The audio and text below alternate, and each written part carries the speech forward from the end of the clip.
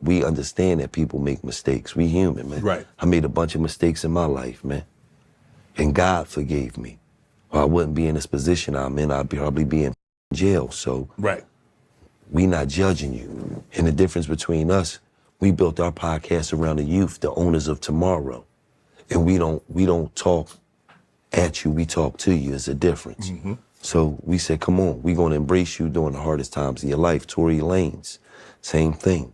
We're gonna embrace you when everybody else, they stay as far away from you.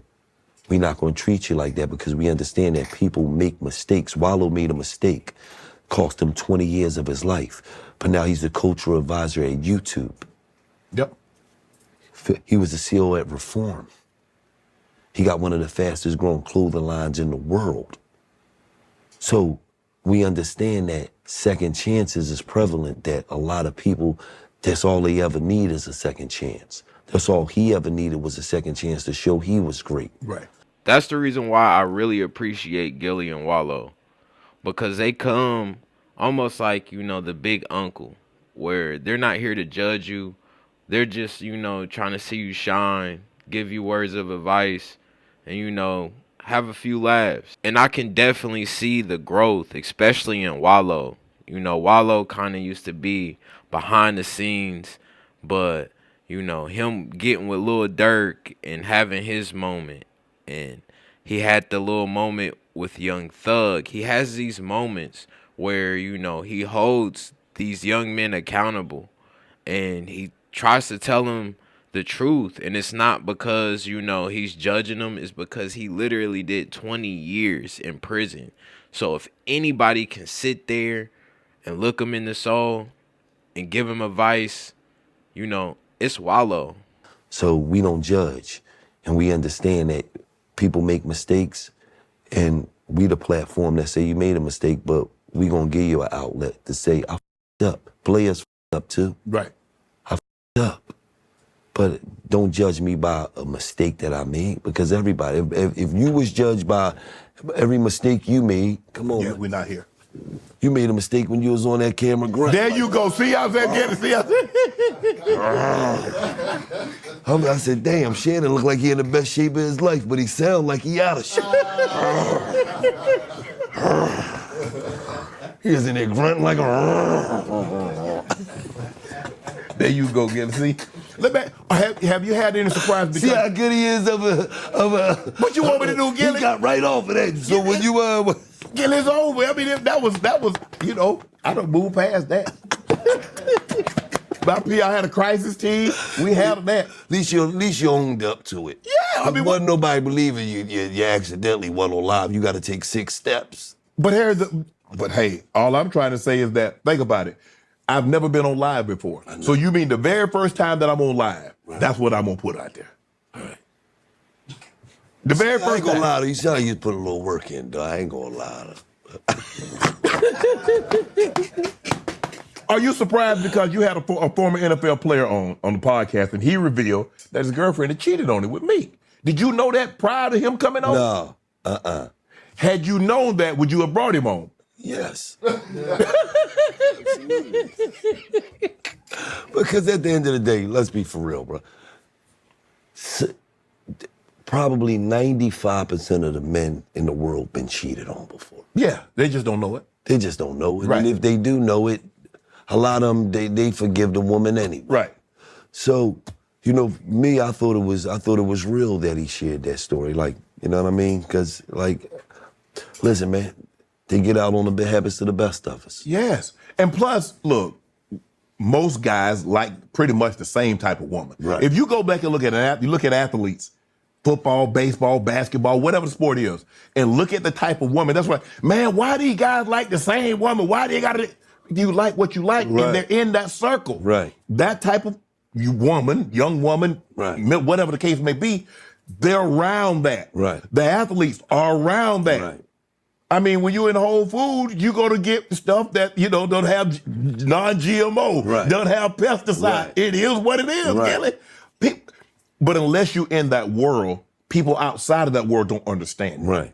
And so that's what I tell them. Like, man, Sean, why they? I say, bro, when you go somewhere, those are the women that you see. Right. Hey, I ain't even gonna lie. I'm those people.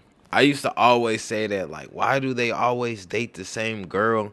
But this makes complete sense to me. Obviously, NBA players, football players, stars, celebrities, they can't be everywhere at once. So, these women are going out of their way to be seen. And that's what it takes. I never thought of it like that. That's crazy.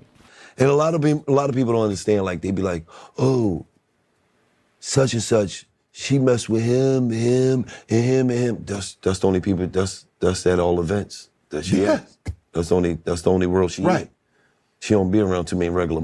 Right. So, but they don't understand. A lot of celebrities are sheltered, Right. and the only time you get to get out and about is when you're around other celebrities. Correct. So who are you gonna mess with? A celebrity. You've had some of the, $1 million worth of game. You've had some of the biggest rappers, some of the biggest entertainers on your platform. How do you go about to secure your guests? How do you get them? Oh, we call them. We reach out personally. You know what I mean? Yo, bro, I'd like to get you on the show, bro. You want to come bust it up, chop some game up? We have some that respond. We have some that don't respond. And, we don't take it personally. Would you DM them? DM them fast. DM Drake. We need you on the show. DM LeBron. Need you on the show. Fortunately, Drake and LeBron both responded back. So, hopefully we'll get them soon. But I'm not operating off no I'm ego. gonna block your ass. You ain't DM me. No, we got you. Nope. I did DM. How you gonna DM Drake and LeBron before me? I DM'd you. You just ain't see that motherfucker. You got all them tenders in there. Look. They heard y'all in the room. You got all them tenders in there. Heard you in there grunting. No, they ain't hot. They said, we want a little the grizzly bear. You recently sat down with Kodak Black about his drug use. Hey, he is wild.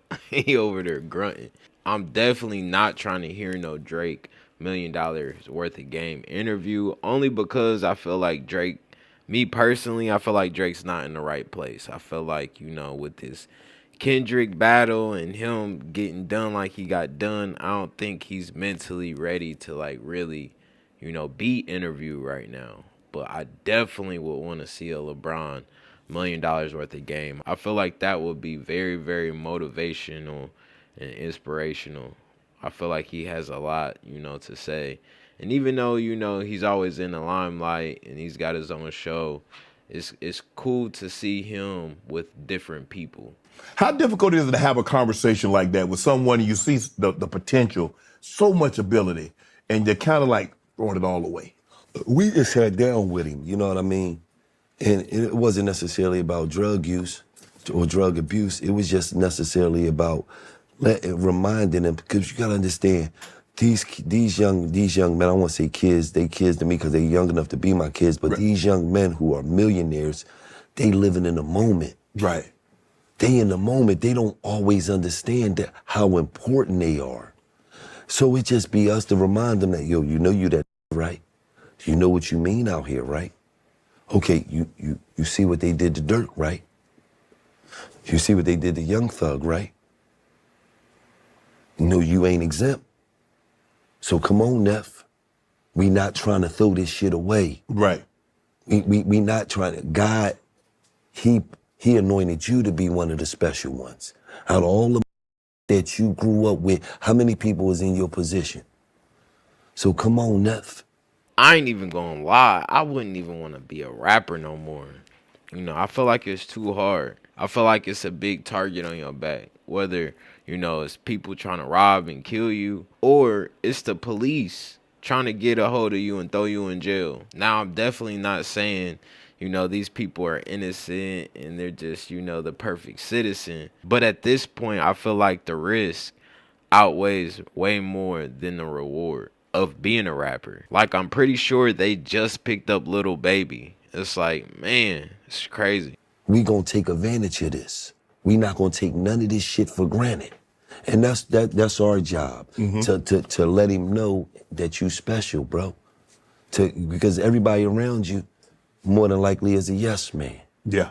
I'm gonna let you know you special, Neff. but don't this up, Neff, because you already been to jail. You know what this shit about. Right. I'm not here to stroke your ego, man. I'm here to let you know that, Neff, you special. And if you this up, you know who the idiot is? You, Neff. And they receptive to that shit because, like I said, we ain't talking at him, we talking to him. Kodak revealed that he did as many 100 pills a day. Why do you think it's so hard for guys to come into this sum of money, this fame, this praise, this adulation, and then resort? Maybe they had these issues and they got clean. They were able to do enough to get in this position to release a record or do something. Why do you think it's so hard for them to stay on the straight and narrow again? You gotta understand, right? We taking kids straight out the projects, right? Straight out the gutter, straight out the streets. And then, bam, he got a shitload of money. You talk about a kid that went from having zero responsibilities, zero, to bam, now you got 10 responsibilities. Feel what I'm saying? You don't, it sometimes it happens so quick that you don't always even know how to deal with that shit. You just I just went from nobody asking me for nothing to now every time Every conversation anybody is about getting something. a jam, they asking me for something. Now you start to feel like, I feel like it's many variables that come into place. You know, they obviously from the street, so that's what happens in the streets. You know, you either selling drugs or you're taking drugs for the most part. So, you know, it's right there, the access. When you making this music, a lot of the times, you know, you ain't sober. A lot of the times you're either high, drunk, you know, now they popping pills, drinking syrup, and then you got to think about the lifestyle. Think about them going to the clubs every night. You dang near got to be drunk just to keep performing the same song in front of, you know, different crowds of people. And then add what Gillie's saying, you know, the responsibilities. And they having an enormous load on their back. And not all the times, you know, they can handle it. Think about Mac Miller. Think about Kodak. Think about Juice WRLD. Like when it comes to drugs and it comes to the industry, you know, they both come hand in hand. playing me am I being too nice? Am I not being generous enough? It's just a bunch of shit. You got family members that they feel entitled. They feel like you owe them shit. They feel like you wasn't even around during my whole journey of coming up. But now I owe you. So the difficulties of coming from the ghetto, and I like to say this a lot of times, right? A lot of times, you know what would be the difference between white parents and black parents? What's that? White parents, they see their kid win, and a lot of times they already been successful in life. They got good credit, they got their house, they got the nice car, so they're not expecting anything. They're not expecting anything. You try to buy them a nice car, they like, Billy, I got a Bronco. You worry about you, Billy. Don't do it. Right. You a black family, everybody made it. Now you gotta buy your sister a car, your mama a house, your mama a car, your two brothers a car. For you even do anything for yourself, you already $1 million in the hole. Now, you gotta help them maintain the shit that you bought them that they can't afford. Yep. So now you bought your sister the Benz, now she need brakes, the $3,000. She can't afford the brakes, so now she done rolled the rotors off them. Now it's $8,000. You ain't lying. You ain't lying. So you got to get them something they can upkeep. So now everything is coming back to you. You like, damn, wait, hold on. I did this, I put y'all in this, I did y'all this, this shit still coming back to me. Right. Then it's cool when the money's pouring in. What happens when it stops? Cause man, I just got 150 tonight. I'm getting 150 tomorrow. I'm getting don't worry about sending it. But when that shit slow up, now is an issue. Yes. It's like, I've been doing this shit for 3 years, 4 years. Y'all ain't established nothing yet. Sounds like we never knew we had to establish nothing. You had everything. Wow. He's definitely speaking facts. You know, there's a point when I went to an all-white school and my friends were getting cars at 16. They had funds and stocks and bonds and Roth IRA. You know, a lot of the times I did my research and I'll go up to my friends, right? And I'll be like, you know what I'm saying? You ever heard of a Roth IRA? They'd be like, yeah, I'm already, you know, it was just like an unspoken truth almost like that. Like, you know, they all did it, but they really didn't speak about it because it was just a way of life. And we need to, you know, do better at that. They say 95% of black people aren't even invested into the stock market. You know, they got Bitcoin, real estate. There's a lot of things that we can do to make sure, you know, we are financially stable. So, a lot of these kids is going through, and then when you got them ghetto moms, ooh, Lord. You mentioned you had Thug on before the trial or any of this transpired. Right. Why do you think it's so hard to separate rap from street life at times? I mean, the rap come from the streets. But the objective is to get out, not to get out and go back. But when we first rapping, all we rapping about is what we know. You know what I mean? Yes. So, and then a lot of times it don't even be the rapper. A lot of times it be the that's around the rappers. Okay. Because at the end of the day, if I don't rap, Shannon, right? How else am I gonna prove that I'm down for you other than when we got some beef and it's time to do something to it? I can't show my worth. Other than that, I'm just a hang around. I'm dying for you to go through some shit so I could bust some heads open so I could say, you see how I ride for you? Because I don't bring any value to the table other than that. Other than that, I'm just a hang around in the studio now. Yeah. Right? So I'm dying for somebody to f with you because I'm dying to show you not only how I ride for you. That's the only way they can show you. A lot of times you don't even want to ride. He done did some dumb shit and then I shot at them. You like, nigga, what? Nigga, in the car that got, it's in my name. You had a viral interview with Lil Durk. Unfortunately, he's in jail right now. But Wallow tearing up telling Lil Durk, bro, don't retaliate. He and that nigga was scared. That nigga was scared for our life because they got a bunch of guns in here. Oh my God. Y'all ain't gotta do this. Stop bitching, nigga. Stop bitching, straighten up, tighten up in here. They ain't doing nothing to us. But, I mean, he's like, because Wallow forgave the man that took his brother's life. My cousin, Steve. Yes, Rest and he in peace said to that Wallow is very close to his grandmother, Yes. called her Nana. Yes. And his brother, Steve, his brother that got shot, he died in the arm. Nanny arms, yes. In the doorway. Yes.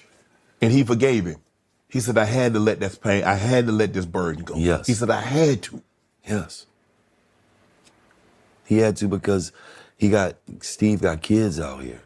And Steve got responsibilities out here. So if you come home on some crash dummy shit and you die or go to jail, how does that benefit anything that Steve had? Right. You know what I mean? He already lost his life to the streets. So for it to be a continuing cycle, it just don't make no sense. And I'm glad that, because it would have been easy for him to come home and do what everybody expected him to do. Right.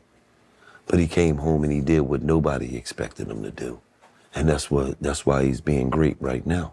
It's crazy to go back and look at, you know, their interviews with P&B Rock, King Von, Little Durk, Young Thug, and it's plenty more, you know, just to see people we lost, to see people, you know, evolve, grow, people going to jail. So we definitely need mentors like Gillie and Wallow you know, to steer us in the right direction. So I hope you guys enjoyed the video. Make sure you guys like, comment, subscribe. I love you guys. I see you guys on the next one. Peace.